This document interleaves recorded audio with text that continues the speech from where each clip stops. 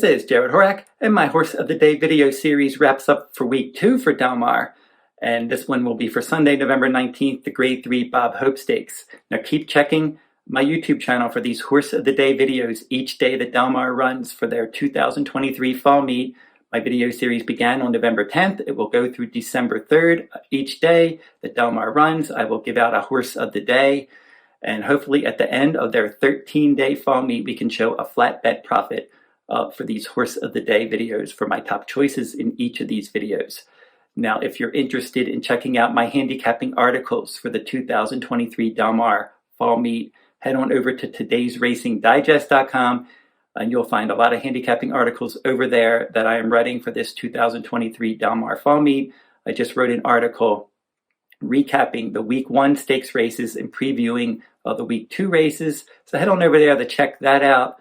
And if you're interested in my full card analysis at Del Mar, you can find that either on my personal website at therunawayhorse.com on my sales page or at todaysracingdigest.com. And you can also purchase that complete digest if you're interested in the complete digest from Del Mar, past performances, speed figures, performance ratings, class ratings, and much more information in that complete digest.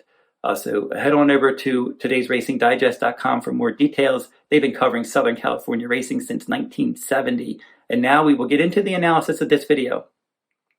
8th race at Del Mar, Sunday, November 19th, 2023. Grade 3 Bob Hope Stakes for 3-year-olds traveling 7 furlongs on the main track.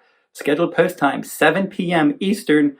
And Tejon Pass will break from the inside post for Peter Miller. Mike Smith is aboard. He's 1 for 2 lifetime. His first career start, he finished 4th in a 10-horse field after breaking slow. His second career start, post 6 in a 7-horse field. He got the lead. He went all the way. Much better effort there. That was a wet, fast track with speed favoring. He's going to have to run a better race in here in his first start against winners. Mission Beach, one of multiple runners for trainer Bob Baffert in this race. Juan Hernandez is going to be the rider, and he won his career debut at Del Mar. He pressed from second, he took over, and he won by a length and a quarter in a professional effort.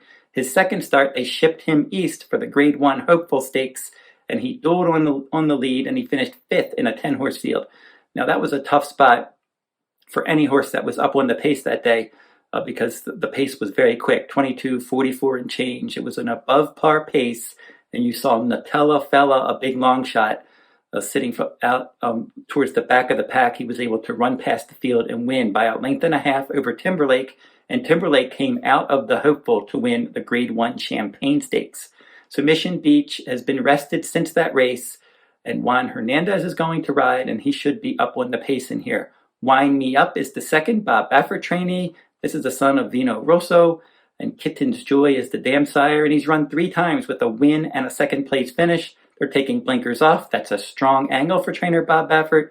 He wired the field in his career debut at Del Mar at 6 furlongs. He set the pace, and he was clearly second best behind Muth in the Grade 1 American Pharaoh Stakes. And then Muth came back to finish second in the Breeders' Cup Juvenile. Wind Me Up was 8th in that race in a 9-horse field, beaten 28 lengths. So now he's cutting back in distance, and he's coming back to his winning venue.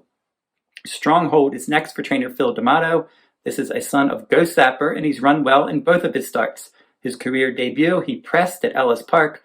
He vied for the lead, and then he ended up finishing second, 10 lengths clear of the rest. Awesome Road, a highly promising runner for trainer Brad Cox, won that one. And then in his second career start, a 1-mile, 1-turn race at Churchill Downs, he stalked and he graduated by a length and a half as the heavy favorite, post 5 in a 9-horse field.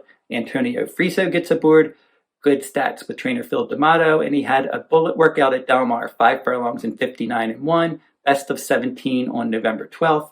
Nysos for trainer Bob Baffert. This is a son of Nyquist, and they paid $550,000 for this one, and he was outstanding in his debut, 6 furlongs at Santa Anita.